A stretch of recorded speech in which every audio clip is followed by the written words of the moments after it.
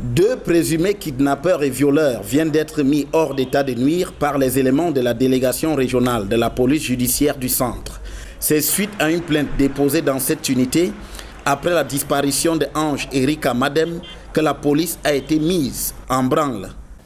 La division régionale de la police judiciaire du centre a été saisie d'une plainte faisant état de ce que une adolescente, alors âgée de 16 ans, avait été enlevée et séquestrée par des kidnappeurs, des individus inconnus aux intentions ubuesques, scélérates et machiavéliques, qui exigeaient alors pour sa libération le paiement de rançon de 500 000 francs. Bien qu'ayant été dissuadés de verser la rançon de 500 000 francs CFA exigée par les kidnappeurs, les parents de la victime l'ont néanmoins fait en déboursant 300 000 francs CFA.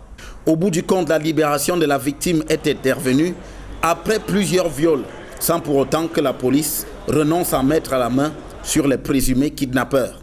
La DRPJ, qui n'est pas la belle au bois dormant, s'est montrée jusqu'au boutiste. Elle a poursuivi ses investigations. Elle a mis en place un traquenard. À travers les méthodes qui nous sont propres, elle a pu localiser ce scélérat, ce présumé ravisseur, dans le village de Ndong, dans les encablures de la ville de Mfou.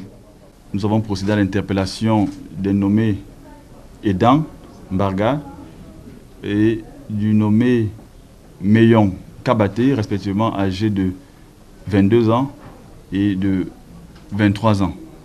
Si les suspects étaient jusqu'ici inconnus des services de la police, il semble bien qu'ils s'y connaissaient déjà dans l'activité de kidnapping et de viol. Jusque-là, ils n'avaient pas encore défavorablement attiré l'attention des services de sécurité et de renseignement.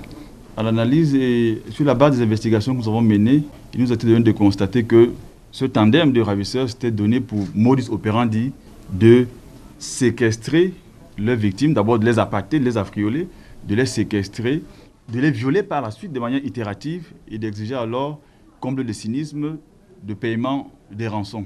Face à la recrudescence des cas de kidnapping, la police souligne l'importance de la participation des populations à l'action des forces de l'ordre. Nous voulons en appeler à la notion de sécurité participative qui consiste à en appeler à la collaboration entre la population et les forces de maintien de l'ordre. Si l'un quelconque citoyen constate que son semblable est dans une position d'inconfort sur le plan sécuritaire, eh bien, force est d'appeler les numéros utiles qui sont les nôtres, qui sont ceux de la Sûreté nationale, notamment le 117 ou le 1500.